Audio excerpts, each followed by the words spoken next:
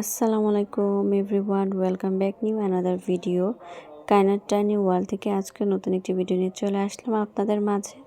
তো এখানে সকাল সকাল আমার শ্বশুর বাবা বাজার করে নিয়ে এসেছেন। তো আজকে মাছ নিয়ে এসেছেন, সাথে কিছু শাকসবজিও নিয়ে এসেছেন। এই দেখতে পাচ্ছেন, এগুলো হচ্ছে দেশি কই, তারপর মলা মাছ আছে, তারপর তেলাপিয়া, আর এগুলোকে কি একটা মাছ জানি বলে।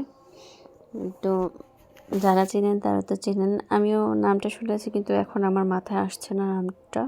তো এগুলো সব কিছু কেটে বেছে ফ্রিজে রেখে দেবে।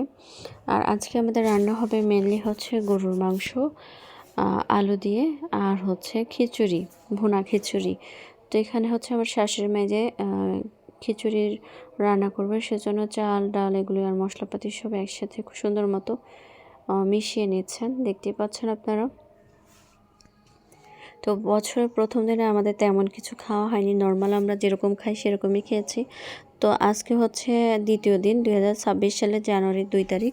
তো আজকে আমরা কি খাবো সেটাই আর কি রান্না আর আপনাদেরকেও দেখাচ্ছি। তো আজকে আমরা আর কি ভাবলাম যে কিছু খাই।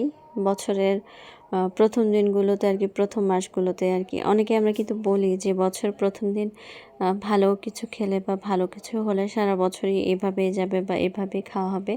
এগুলো আর কি ভুল ভ্রান্তি কথা, তাও আমরা বলে থাকি। তো এখানে খিচুড়ি হয়ে যাচ্ছে, তার আগে নামানোর আগে আর কি ঘি দিয়ে দিচ্ছিলেন আমার শাশুড়ি মা।